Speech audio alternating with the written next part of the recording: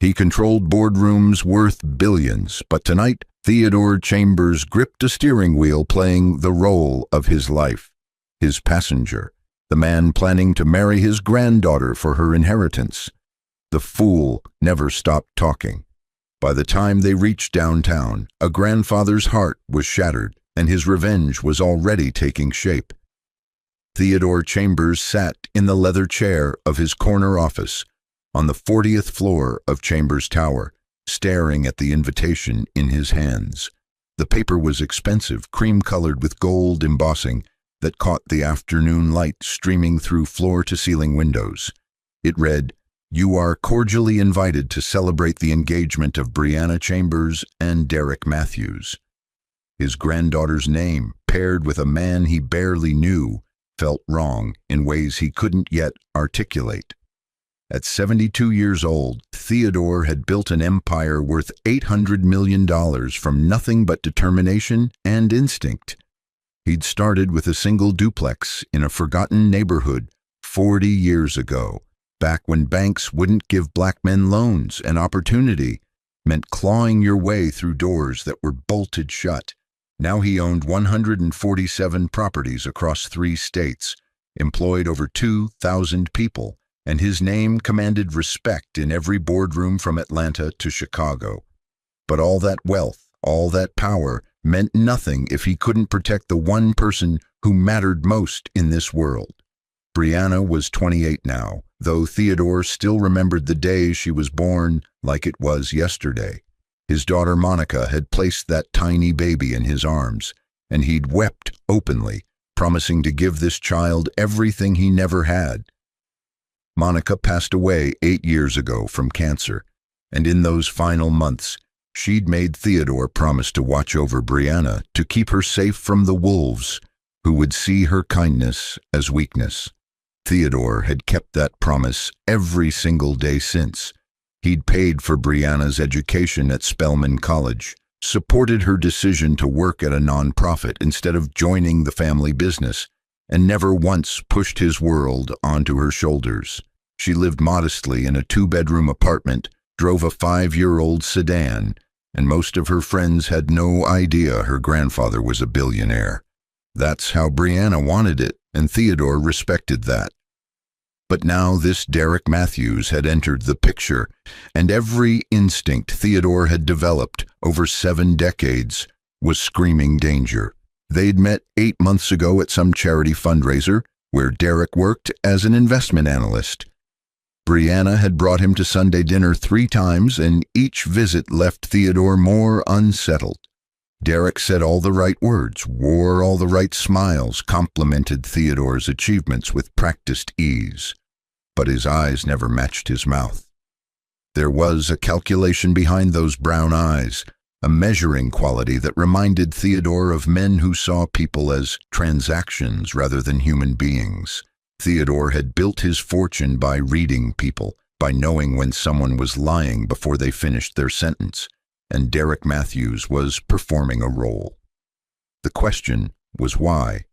Theodore's best friend and lawyer, Gerald, had noticed it too.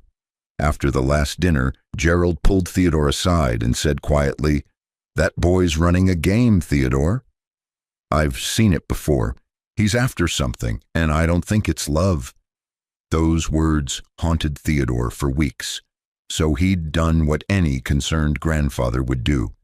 He investigated, quietly, thoroughly, using resources that came with wealth and connections.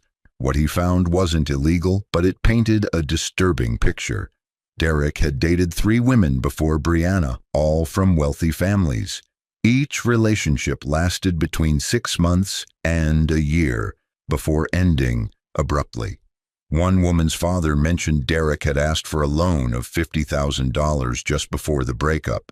Another said Derek had pushed hard for a quick engagement before her family could do a background check. The pattern was clear to anyone willing to look. Derek Matthews was a predator in a nice suit, hunting for an easy fortune, and he'd found the perfect target in Brianna. She was kind, trusting, uncomfortable with her family's wealth, and most importantly, she was Theodore's only heir. If Derek could marry her, gain her trust, and wait for an old man to die, he'd have access to hundreds of millions of dollars. The thought made Theodore's blood run cold, but it also crystallized his resolve. He wouldn't confront Derek directly. Men like that were skilled liars who could twist any accusation. He needed proof, needed Derek to reveal himself completely. And then the idea came to him, crazy and brilliant in equal measure. 3 days before Derek's scheduled flight back from Atlanta, Theodore sat in Gerald's office and laid out his plan. Gerald stared at him like he'd lost his mind. "Let me get this straight," Gerald said, leaning back in his chair. "You want to borrow a taxi, dress up like a driver, and pick up Derek from the airport? Theodore, you're a 72-year-old billionaire. This is insane." But Theodore shook his head firmly. "It's perfect. Derek doesn't really see me, Gerald. None of these young people do. They see an old man, a relic from another generation. To him, I'm just an obstacle between him and Brianna's inheritance. If I'm behind the wheel of a taxi, I'm invisible. I'm furniture. People say things in the back of a taxi they'd never say anywhere else. They forget the driver is human, listening, remembering." Gerald rubbed his temples, but Theodore could see him coming around. "And what if he recognizes you?" Theodore smiled. "He won't. I've sat across a dinner table from that boy 3 times, and he's looked through me, not at me. Besides, I'll be in character. Different clothes, different voice, different posture. Trust me on this." Gerald finally nodded, though he still looked worried. "All right, but I'm recording everything from my phone if this goes down. If Derek confesses to anything, we'll have documentation." The preparation took 2 days. Theodore borrowed a yellow taxi from Marcus, the parking manager at one of his downtown buildings. Marcus owed Theodore more favors than he could count. Theodore had paid for his daughter's medical bills 3 years ago when insurance denied coverage. So when Theodore explained he needed a cab for personal business, Marcus handed over the keys without questions.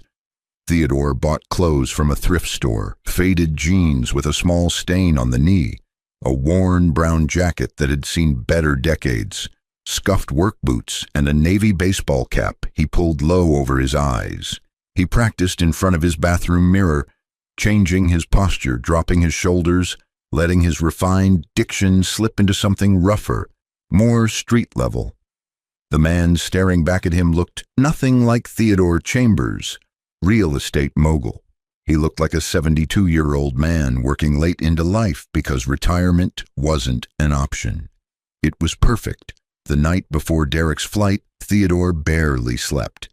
He kept imagining what he might hear, wondering if his instincts were wrong, hoping secretly that Derek would prove himself genuine, but deep down he knew better.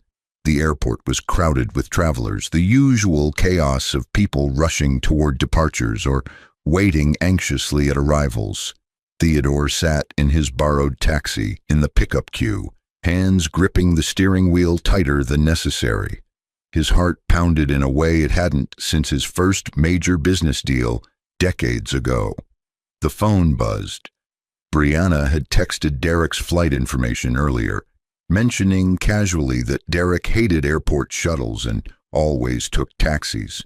Theodore had memorized the arrival time, the gate, even the airline. Now he just had to wait. 20 minutes passed before he saw Derek emerge through the automatic doors. Even from a distance, the man stood out. Designer suit that probably cost $3,000, leather carry-on bag, phone pressed to his ear as he gestured with his free hand. His posture screamed entitlement, the walk of someone who believed the world should adjust to his schedule. Theodore's stomach tightened. Derek scanned the taxi line with barely concealed impatience, then strode toward Theodore's cab without even glancing at the driver's face. He yanked open the back door, tossed his bag onto the seat, and slid in while still talking on his phone. "Downtown Marriott and step on it," Derek said, not as a request but as a command. His eyes never left his phone screen. Theodore swallowed his pride and responded in the voice he'd practiced, humble and deferential. "Yes, sir, right away, sir." He pulled into traffic, adjusting the rearview mirror to study his passenger. Derek was handsome in that polished way that came from expensive haircuts and gym memberships, skin smooth like he'd never worked a day outside, hands soft and uncalloused. He looked nothing like the men Theodore had built his empire alongside, men with rough hands and honest sweat. Derek's conversation continued, something about real estate investments and profit margins. His tone was sharp, dismissive, using phrases like "these amateurs" and "easy money" with casual arrogance. Theodore drove in silence, listening to every word, his jaw clenched so tight it ached. The city lights blurred past the windows as they headed toward downtown, and Derek showed no sign of ending his call. Instead, he seemed to relax, sprawling in the back seat like he owned it, treating Theodore like he was part of the car's upholstery, present but irrelevant. The first phone call ended, and Theodore allowed himself a small hope that maybe Derek would sit quietly for the rest of the ride. But then Derek's phone rang again, and whatever small decency he'd maintained before vanished entirely. "Troy, my man, what's good?" Derek's voice boomed in the enclosed space. Theodore could hear the other voice faintly through the phone, and Derek laughed, loud and sharp. "Nah, man, I told you we'd flip that property in 6 months, and we did it in 4. Those fools didn't know what hit them, made 60,000 clean." He paused, listening, then laughed again. "You know how it is, brother. Find desperate sellers, low-ball them, flip it to someone with more money than sense. Easiest game in town." Theodore's hands tightened on the wheel. The casual cruelty in Derek's voice, the pride he took in taking advantage of desperate people, it confirmed everything Theodore had suspected. This wasn't just a businessman making deals. This was someone who enjoyed the con, who saw human vulnerability as opportunity. The call continued with Derek bragging about another scheme, and Theodore forced himself to breathe slowly, to maintain his character, to keep driving. When that call ended, Derek immediately dialed another number. "Ma, it's me," he said, his voice shifting slightly, becoming almost boyish. Theodore's ears perked up. "Yeah, I just landed. Everything's good, real good." Still on track with the plan. There was a pause as his mother spoke. Then Derek chuckled. "Few more months, Ma.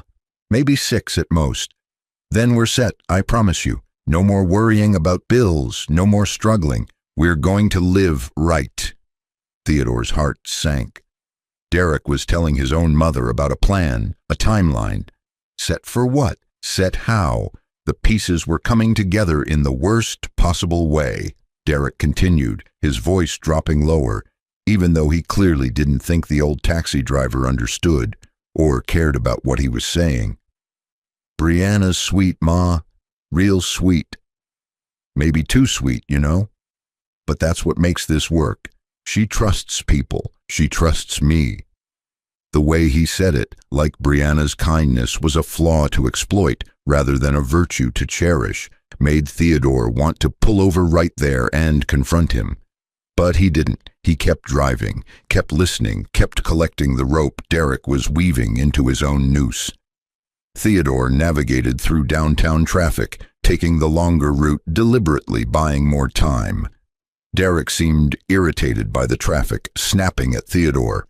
"Old man, can't you drive any faster? I got business to handle." Theodore responded with practiced meekness, his voice rough and humble. "I'm doing my best, sir. Traffic's heavy tonight, sir. I'll get you there soon as I can." Derek made an annoyed sound but said nothing else, returning to his phone. Theodore watched him in the mirror, this man who wanted to marry his granddaughter, and felt a deep sadness mixing with his anger. Brianna deserved so much better than this. She deserved someone who saw her as a blessing, not a business opportunity. Someone who loved her for her compassionate heart, her quick mind, her infectious laugh. not someone counting down months until he could cash in on an old man's death. The thought of Derek anywhere near Brianna made Theodore physically ill, but he maintained his composure. This ride wasn't over yet, and he suspected the worst confessions were still coming. Then Derek's phone rang again, and Theodore knew immediately this call was different. Derek glanced at the screen and his whole demeanor changed. He sat up straighter, smiled in a way that didn't reach his eyes, and answered with barely contained excitement. "Kevin, my brother, what's happening?" The voice on the other end was loud enough for Theodore to catch fragments, something about a game coming up and meeting for drinks. Derek laughed, genuine for the first time since entering the cab. "Man, you know I'm down. Hey, speaking of games, you asked me about the wedding situation, right?" Theodore's entire body went rigid.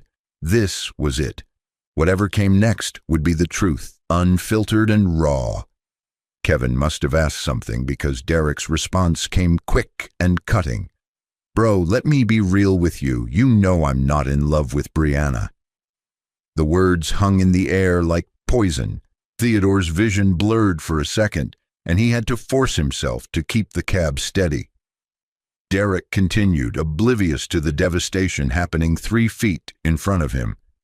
"She's fine and all. I'm not saying she's not attractive, but this ain't about love, man. This is business, pure business." Kevin must have laughed or made a joke because Derek chuckled and kept going, getting more comfortable, more honest. "You remember what I told you about her grandfather? Old dude sitting on $800 million. Maybe more.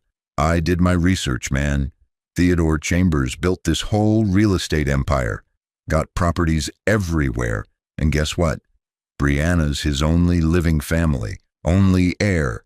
You understanding what I'm saying?" Theodore understood perfectly. He understood that this man had researched him, calculated his worth, measured Brianna's value in dollars rather than humanity. Derek's voice grew more animated, like he was describing a successful business deal instead of planning to destroy a young woman's life. "When the old man dies, and let's be real, he's 72, how much longer can he hang on? Everything goes to Brianna, and if I'm married to her, legally I've got claim to half of everything, half of 800 million, Kevin. You do the math." Theodore did the math too. He calculated exactly how long he'd been played, how carefully Derek had positioned himself, how patiently he'd been willing to wait for an elderly man to die so he could inherit a fortune he'd done nothing to earn. The betrayal burned like acid in Theodore's chest, but Derek wasn't finished. Kevin must have asked about the relationship because Derek's response revealed even more ugliness. "Man, I give it 5 years tops, maybe less if I can finesse it right. Once the old man's gone and I've got legal claim to the assets, I'm out. I'll take my half in the divorce, set myself up real nice, and move on. Brianna will be fine, probably better off without me anyway." He laughed like it was all a game, like he was discussing a poker hand instead of a human being's future. Theodore's hands were shaking now, barely perceptible, but there, gripping the steering wheel like it was the only thing keeping him from turning around and confronting this monster. Derek continued, his voice dropping to something almost conspiratorial. "And between you and me, Vanessa's been real patient about this whole thing. She knows what I'm doing, knows why I'm doing it. 2 years we've been together, man. 2 years she's been waiting while I play house with Brianna. But once this plays out, once I've got what I need, Vanessa and me are going to live like royalty. That girl's a model, Kevin. She's everything.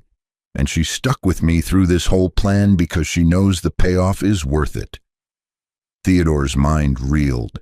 Not only was Derek planning to marry Brianna for money, not only was he willing to wait for Theodore to die, but he'd been maintaining a relationship with another woman the entire time.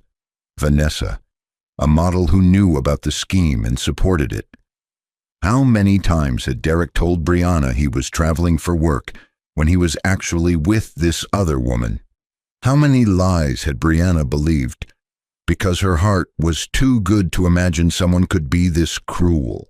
Kevin must have asked something about Brianna finding out, because Derek scoffed. Man, she's never going to know. Brianna's sweet, like I said. She's naive. She thinks everyone operates with good intentions like she does. That's what makes this so easy. She trusts me completely. I could tell her I'm visiting clients and spend the whole weekend with Vanessa, which I literally did last month in Miami. And she just believes me. No questions, no suspicion. She's perfect for this. The casual cruelty in those words, the mockery of Brianna's kindness, pushed Theodore past anger into something colder and more dangerous. This wasn't just about money anymore. This was about a predator who'd identified the gentlest prey and planned to tear her apart slowly, methodically, without remorse. Derek was still talking, laying out his strategy with the precision of someone who'd thought this through countless times. So here's the full plan, and it's beautiful in its simplicity. I propose we get engaged. Check. Already done that. We set a wedding date, somewhere romantic, make it seem real. No prenup, obviously. I'll play the true love doesn't need contracts card, and Brianna will eat it up because she's sentimental like that. We get married. I slowly start getting more involved in her life, her finances. Maybe suggest she give me power of attorney to help manage things since her grandfather's getting older. Old man dies. Unfortunate, tragic, but inevitable. And boom, Brianna inherits everything. I'm her husband, so legally I've got access to half. Then I start liquidating assets, selling off properties, converting everything to cash and investments I control. By the time Brianna realizes what's happening, if she ever does, I'm already set up. File for divorce, take my half, disappear with Vanessa to somewhere nice.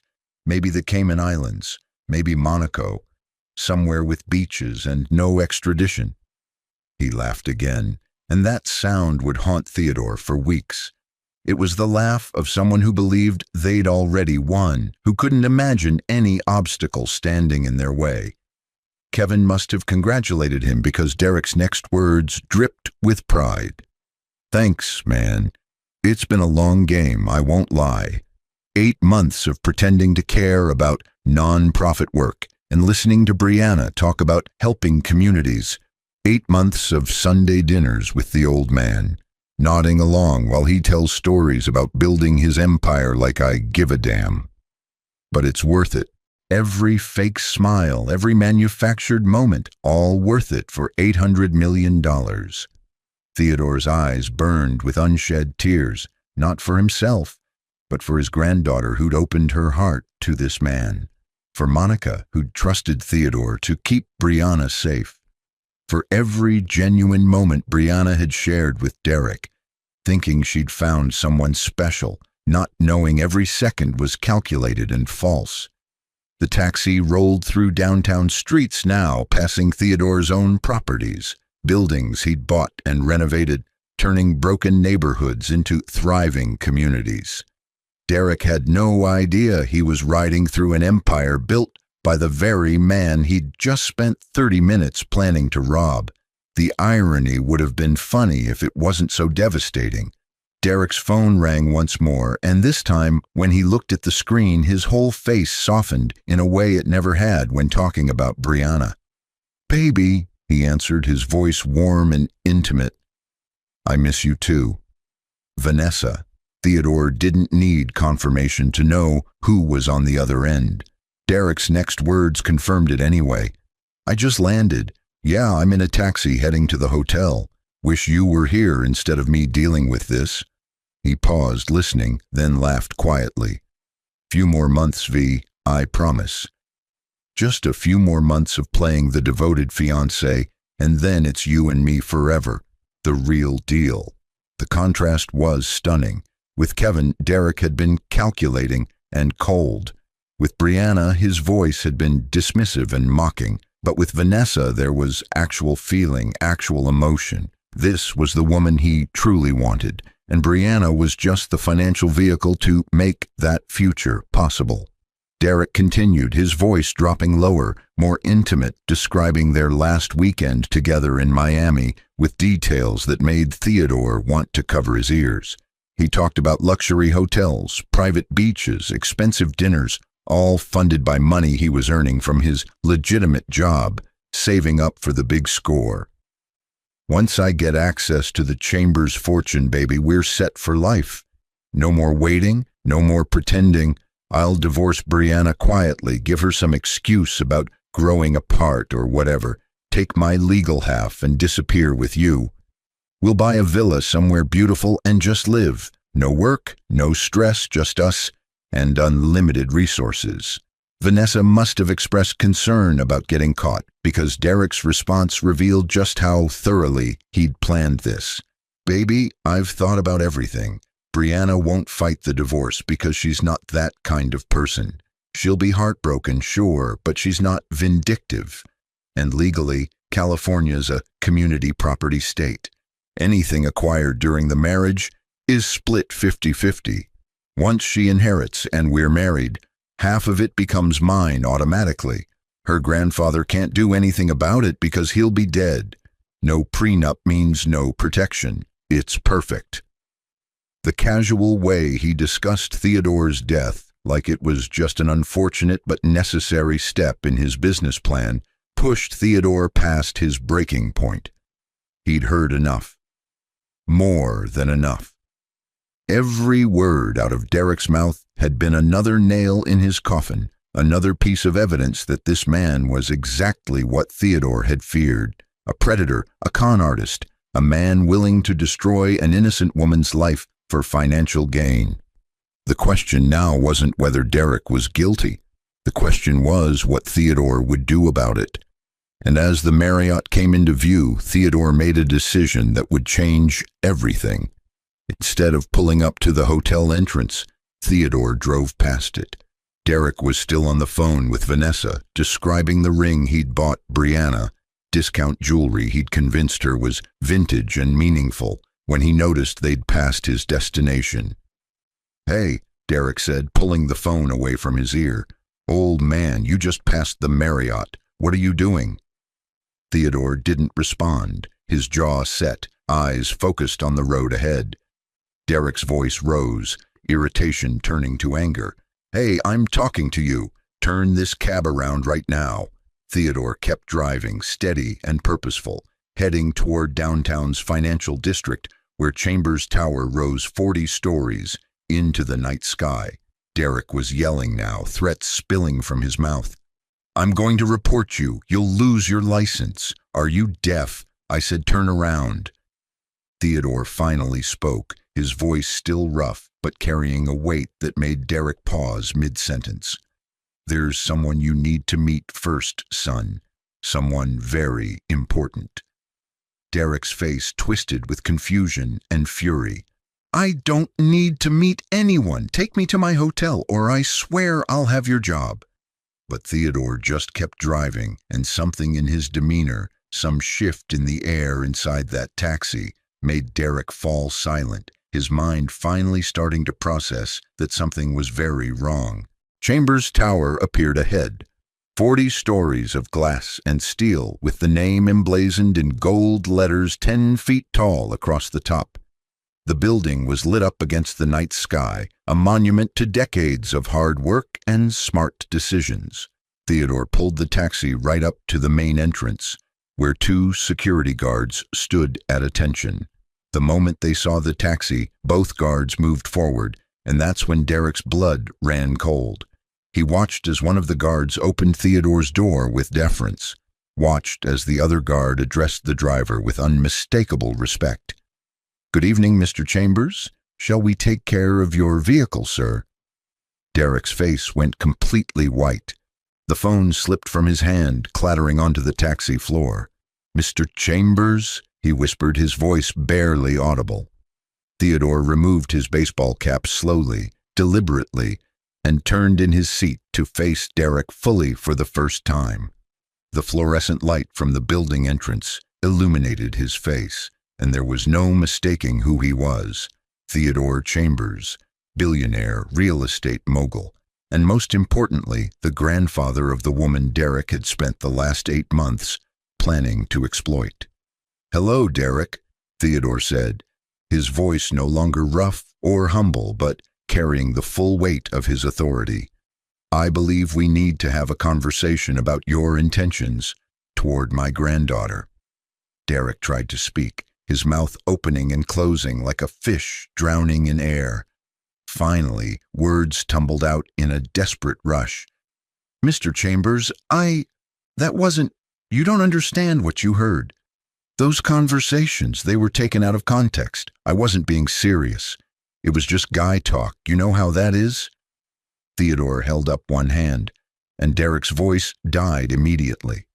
"I understand perfectly," Theodore said, each word precise and cutting. "I understand that you researched my net worth before you ever asked Brianna on a first date.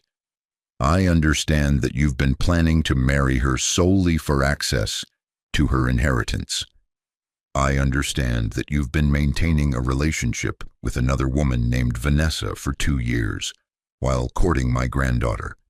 I understand that you mock Brianna's kindness, dismiss her trust, and view her as nothing more than a financial opportunity. And I understand that you've been counting the days until a 72-year-old man dies so you can steal everything he's built. Do I have anything wrong?" Derek's face had gone from white to gray, sweat beading on his forehead despite the cool night air. Theodore stepped out of the taxi with a grace that belied his age, and 2 more people emerged from the building entrance. One was Gerald, Theodore's lawyer and oldest friend, looking grim and official. The other was a young woman with a tablet, Theodore's executive assistant who'd come in specifically for this meeting. "Let's take this conversation somewhere more private," Theodore said, gesturing toward the building. It wasn't a request. They rode the elevator to the 40th floor in complete silence. Derek had tried twice more to speak, to explain, to somehow talk his way out of the trap he'd walked into, but Theodore's stony expression stopped him each time. The elevator doors opened directly into Theodore's private office, a massive space with windows overlooking the entire city. Gerald was already there, setting up a laptop on the conference table. Derek stumbled into a chair, his confidence completely shattered, and Theodore sat across from him, no longer an old taxi driver, but every inch the powerful businessman who'd built an empire. Gerald pressed a button on his laptop, and Derek's voice filled the room, crystal clear. Every word of his phone conversations from the taxi ride played back with perfect clarity. Derek's face crumbled as he heard himself confess his entire scheme, heard himself mock Brianna, heard himself plan Theodore's death like it was a calendar event to look forward to. When the recording ended, the silence in that office was absolute. Derek looked like he might be sick. Theodore leaned forward, his hands folded on the table, his voice quiet but carrying the weight of absolute authority. "Now you're going to listen very carefully to what happens next." Gerald slid a folder across the table toward Derek, who opened it with shaking hands. Inside were printed transcripts of every conversation, photographs of Derek with Vanessa in Miami, bank records showing purchases that contradicted his claimed whereabouts, and most damning of all, evidence of 2 previous relationships that had followed the exact same pattern. Theodore had been thorough. "You have 2 choices," Theodore said, his voice cold and final. "Choice 1, you leave this city tonight, you never contact Brianna again, and you disappear from our lives completely. In exchange, I'll give you $50,000 cash to help you start over somewhere else. You'll sign a non-disclosure agreement. You'll agree to a restraining order, and you'll consider yourself fortunate that I'm a better man than you are." Derek's eyes flickered with something. Greed, calculation, the wheels still turning even in defeat. "And if I refuse?" he asked, his voice hoarse. Theodore's smile was cold.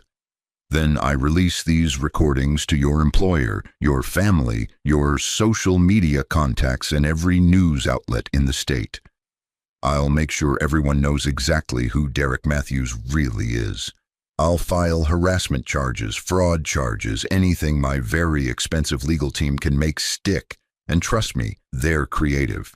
Your name will be poison. You'll never work in finance again. You'll never con another innocent woman again. Your life as you know it will be over. Derek swallowed hard, the reality of his situation finally settling in. But even now, even caught completely, his greed couldn't help showing itself. "Make it 200,000, he said, trying to negotiate from the weakest possible position. Theodore stared at him for a long moment, then nodded once. "Fine, 200,000. Gerald, draw up the paperwork." Within an hour, Derek had signed everything. A non-disclosure agreement that bound him to silence about the Chambers family forever. A restraining order that prevented him from contacting Brianna through any means. A confession of his scheme, notarized and legally binding. And in exchange, Theodore transferred $200,000 to Derek's account, watching the numbers change on the screen with cold detachment. It was the best money he'd ever spent. Derek stood to leave, trying to salvage some dignity, but Theodore had one more thing to say. "You asked me earlier what happens if you refuse to stay away. Let me be absolutely clear. I'm 72 years old, Derek, but I'm not done yet.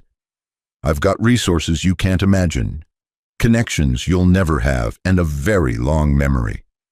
If you come anywhere near my granddaughter, if you try to contact her, if you so much as look at a photograph of her online, I will destroy you so completely that you'll wish you'd never heard the name Chambers.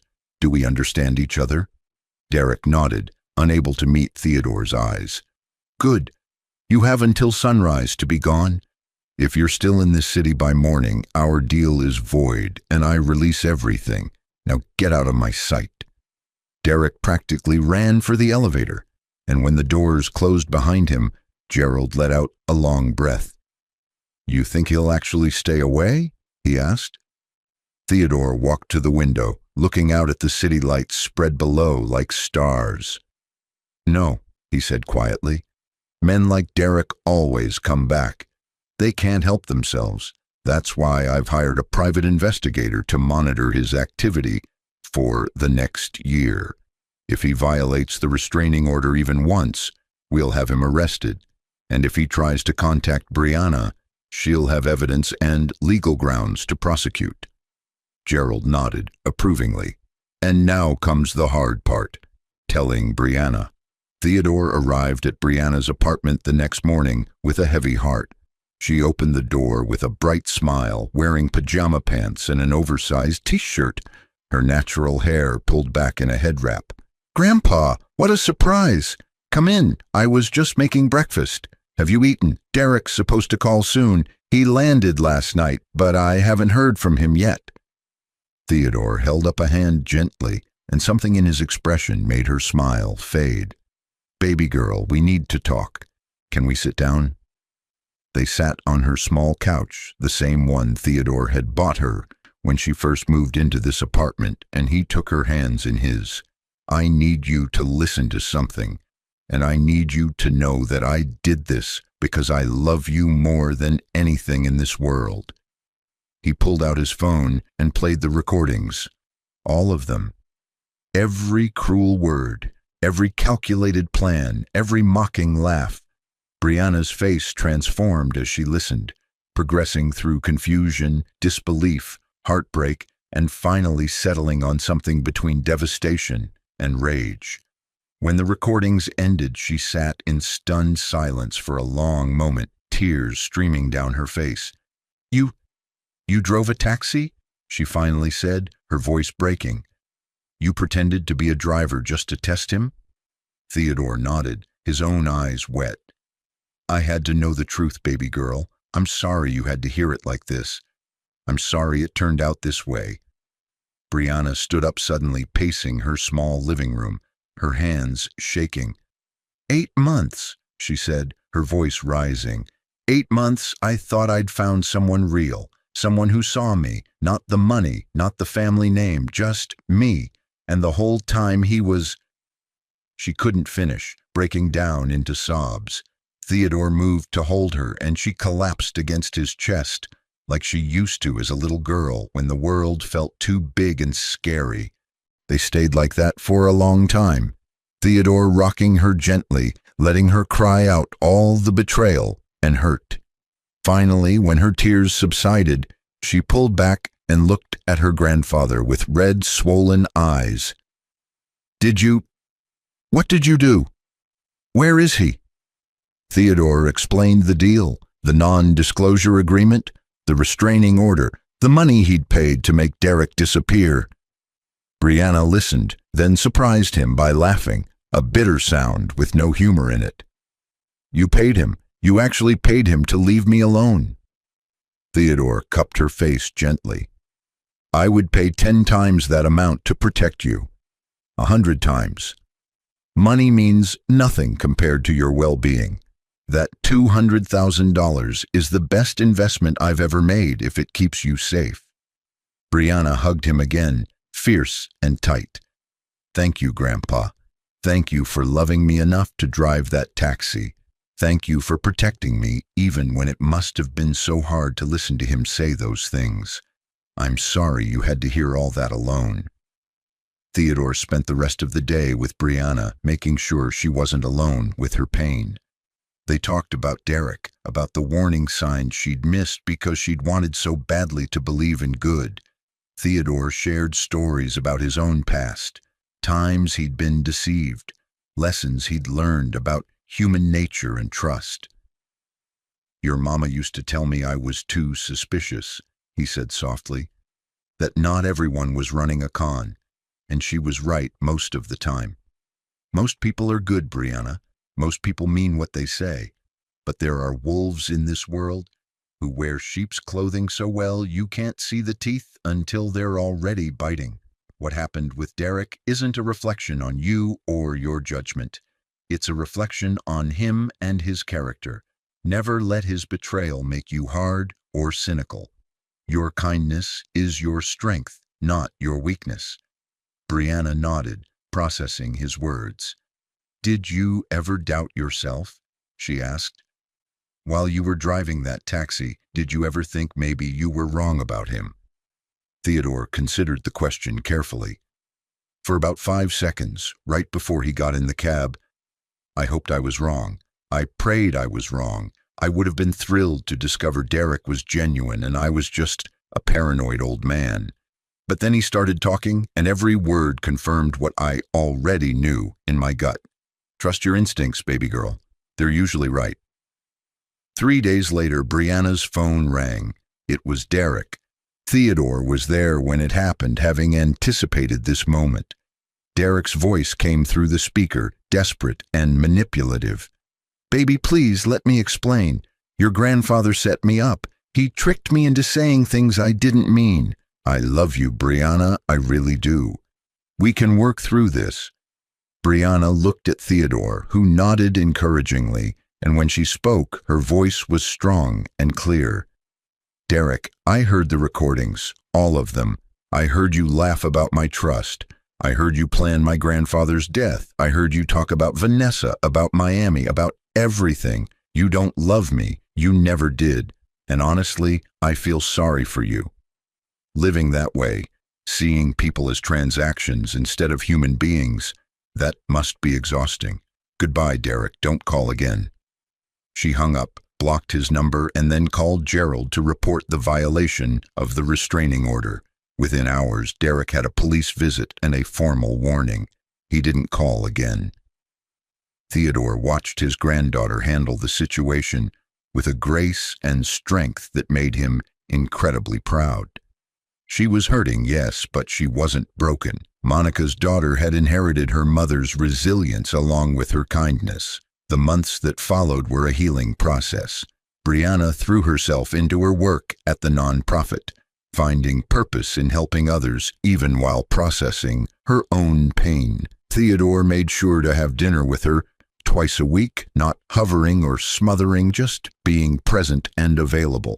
Slowly, gradually, Brianna's smile returned. She started laughing again at Theodore's terrible jokes, started making plans for the future, started opening up to the possibility that not everyone was like Derek.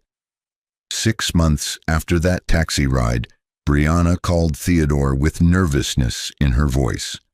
"Grandpa, I've been seeing someone. Nothing serious yet. We're taking it really slow, but I'd like you to meet him. His name is Isaiah, and he's a high school teacher. He teaches history and coaches basketball. I haven't told him about the family business or the money or any of that yet. I just want him to meet you as my grandfather first, if that's okay." Theodore's heart swelled with pride and cautious hope. "Of course, baby girl. Bring him over for Sunday dinner." That Sunday, Isaiah arrived in a 10-year-old sedan, wearing khakis and a button-down shirt that had been pressed but not professionally.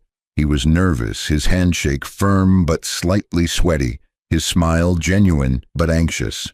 "Mr. Chambers, it's an honor to meet you, sir. Brianna speaks so highly of you." Theodore watched them throughout dinner, noting the way Isaiah looked at Brianna like she was the most fascinating person in the room. He listened to Isaiah talk about his students, about the challenges of teaching history to teenagers who thought it was boring, about his passion for making the past come alive through storytelling. Isaiah asked Theodore thoughtful questions about his life, not probing for financial information, but genuinely interested in his journey. When Brianna mentioned her grandfather had built his business from nothing, Isaiah's respect was obvious. "That must have taken incredible determination, sir, especially back then, with all the obstacles you must have faced. I try to teach my students about entrepreneurs like you, people who created opportunities where none existed. Your story matters." Theodore found himself liking this young man despite his caution. There was no calculation in Isaiah's eyes, no measuring quality, just genuine interest and respect. After dinner, as Theodore helped Brianna clear dishes, while Isaiah took a phone call from his mother, Theodore spoke quietly. "He doesn't know, does he? About the money?" Brianna shook her head. "Not yet. Eventually I'll tell him, but right now I just want him to know me, not my bank account or my inheritance. Is that okay?" Theodore kissed her forehead. "That's more than okay. That's wise. And baby girl, I like him. He sees you, really sees you." Brianna's eyes filled with happy tears. "Thank you, Grandpa. That means everything." Over the following months, Theodore got to know Isaiah better.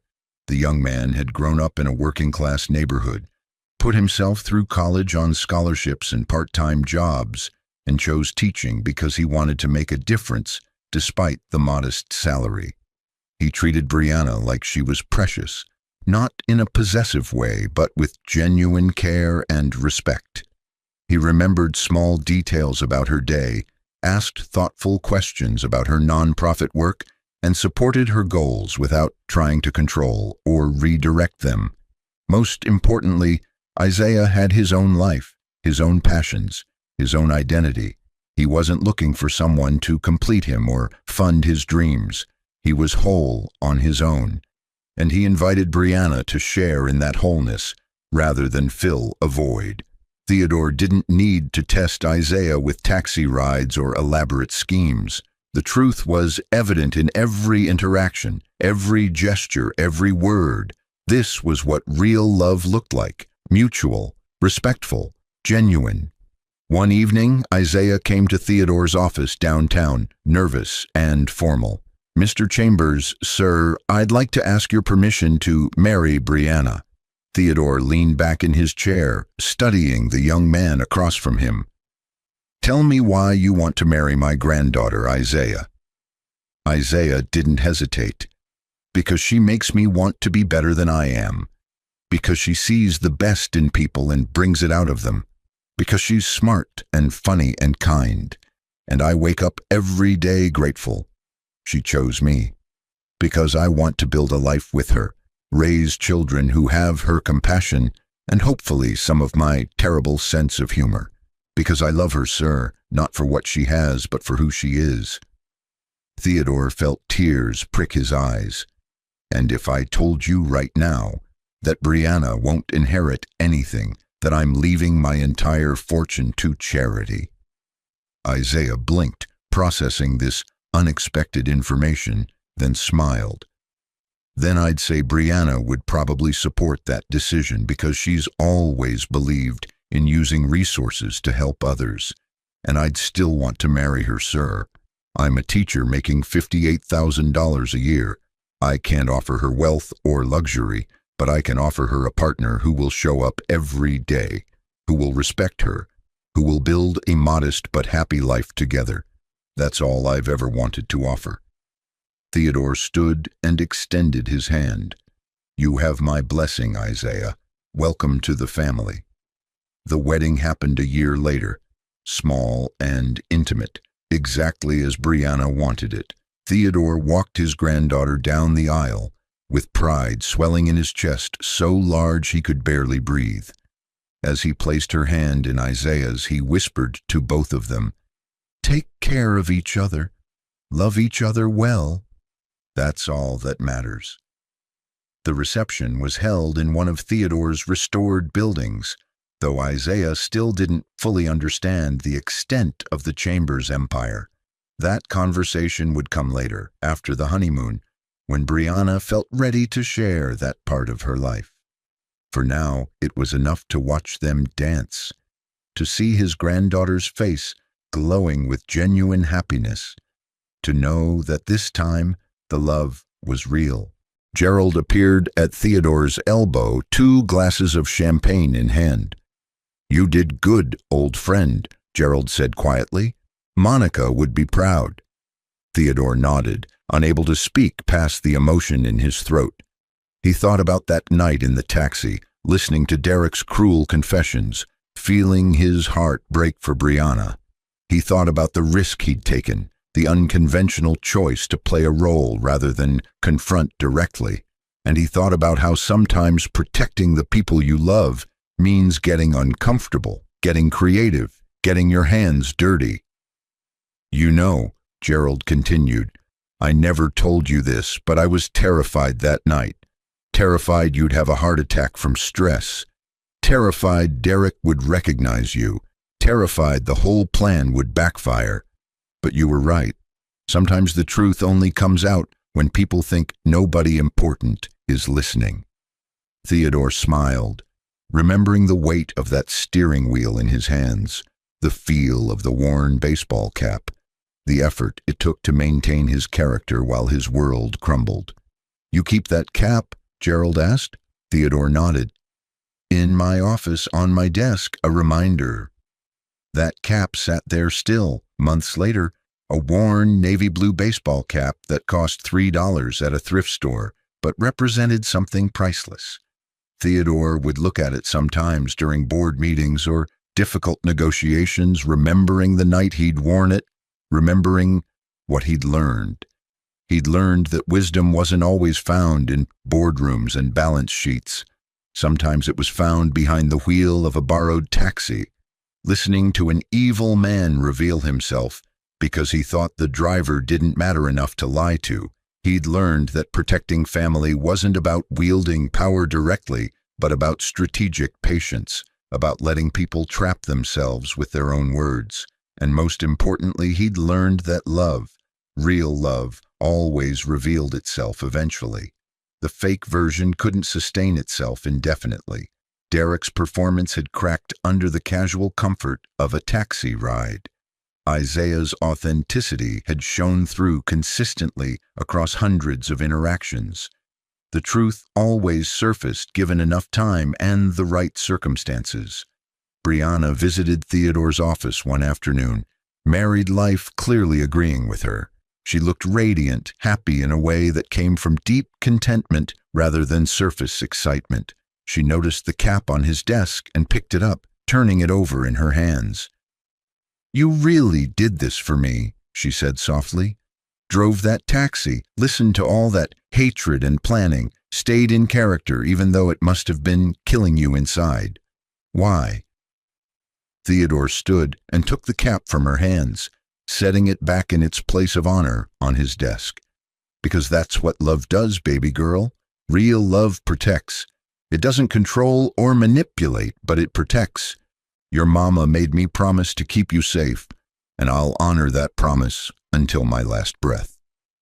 That night in the taxi wasn't about control. It was about giving you information you needed to make an informed choice.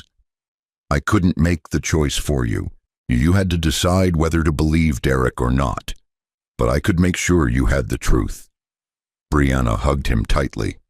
I'm so grateful you're my grandfather. So grateful you cared enough to do something that uncomfortable, that outside your normal world. You literally learned to be a taxi driver for me. Theodore chuckled. Wasn't that hard, honestly. I drove cabs for 2 years when I was your age, before the real estate business took off. Hadn't been behind that wheel in decades, but muscle memory is a powerful thing. The hard part wasn't the driving. The hard part was staying silent when I wanted to reach back there and shake that boy until his teeth rattled. They laughed together, and then Brianna grew serious again. Do you ever wonder what would have happened if you hadn't done it? If you'd just confronted Derek directly or trusted my judgment? Theodore considered this. Every day. Maybe Derek would have convinced me I was wrong. Maybe he would have fooled us both for years. Maybe you would have married him and only discovered the truth when it was too late, when you were legally bound and your inheritance was at risk. I couldn't take that chance. Not with you. Not with Monica's daughter. 6 months into Brianna's marriage, Theodore finally told Isaiah the full extent of the Chambers' fortune. They sat in Theodore's office, the same place where he'd confronted Derek and laid out the financial reality of what Brianna would eventually inherit. Isaiah listened quietly, his face going through several expressions: shock, disbelief, concern, and finally understanding. So you're telling me, Isaiah said slowly, that my wife is going to inherit $800 million someday? Theodore nodded. Possibly more, depending on market conditions and business growth. But yes, essentially, I wanted you to know now before rumors or gossip reached you, and I wanted to explain why I kept this information private initially. Isaiah leaned back in his chair, processing. And you tested me? Without me knowing it, you were watching to see if I was with Brianna for the right reasons. Theodore didn't deny it.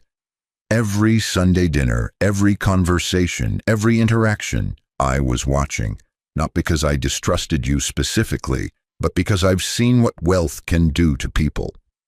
I've seen good people become corrupted by the possibility of easy money. I needed to know who you were before you knew what was at stake. Isaiah was quiet for a long moment, then surprised Theodore by laughing. Mr. Chambers, I get it. If I had a daughter or granddaughter worth that kind of money, I'd probably do the same thing. Hell, I'd probably do worse. At least you didn't hire someone to try to bribe me or something. Theodore smiled. Don't think I didn't consider it. Gerald talked me out of it. Isaiah grew serious again, leaning forward. I need you to know something, sir. This doesn't change anything. I married Brianna because I love her, because she's my best friend, because I can't imagine my life without her. The money, honestly, it's kind of terrifying. I'm a teacher. I live in a world of modest budgets and sensible choices. This is overwhelming. Theodore appreciated the honesty. The money is Brianna's, Isaiah. It comes with responsibility and pressure and complications. But it's also an opportunity to do tremendous good in the world. Brianna has always had a heart for service, for helping others. This inheritance will give her the resources to make a real difference. Your job isn't to manage the money or control the wealth.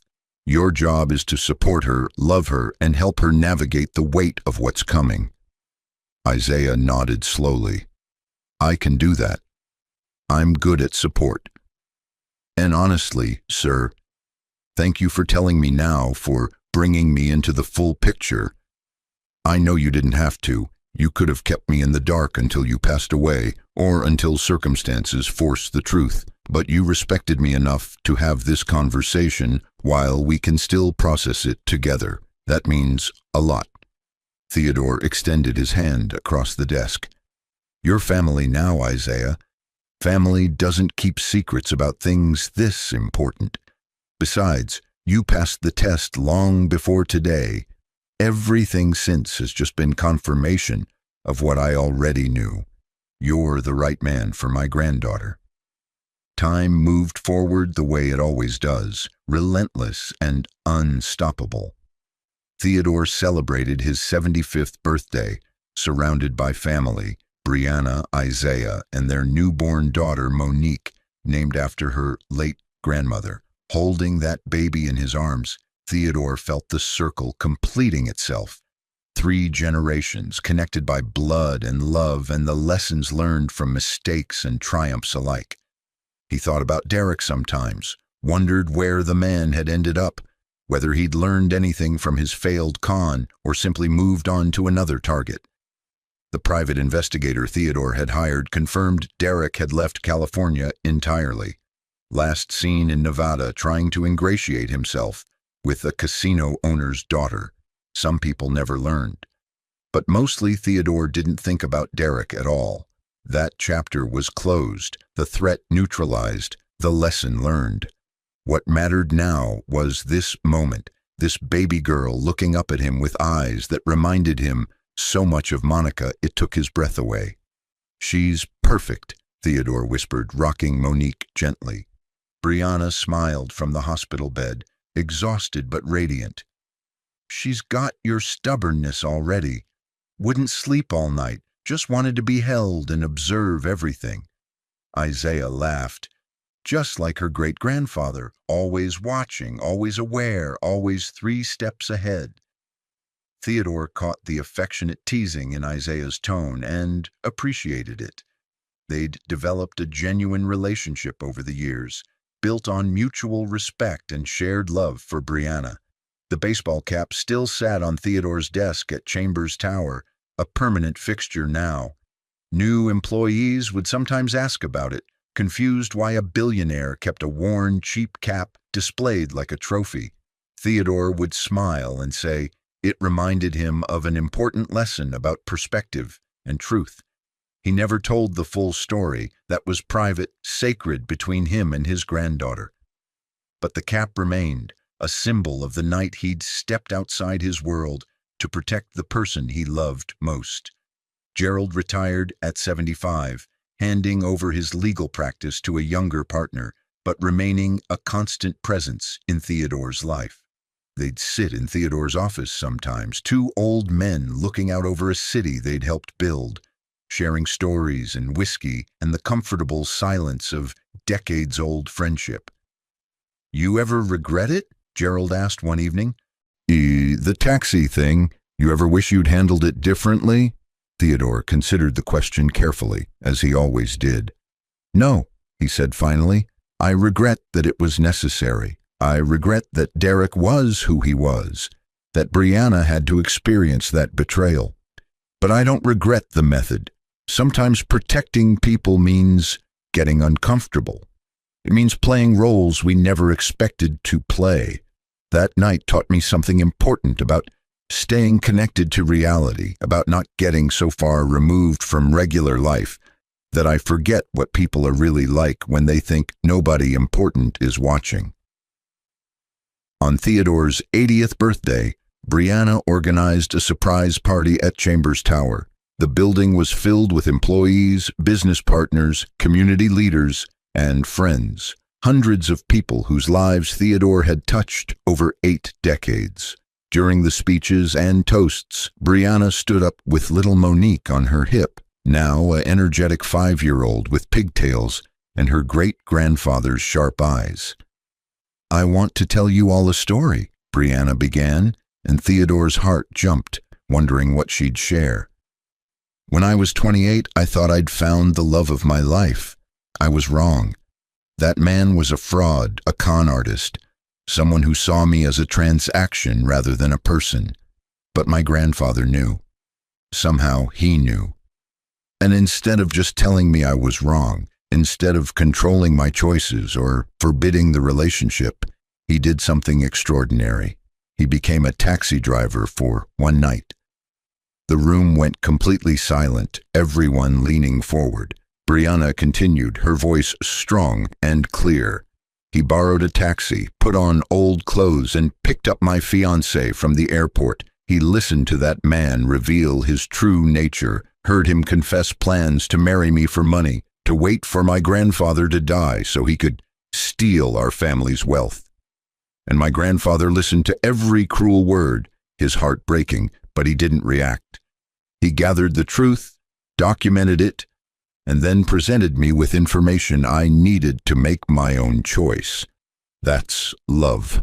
Not controlling, not manipulating, but protecting through truth.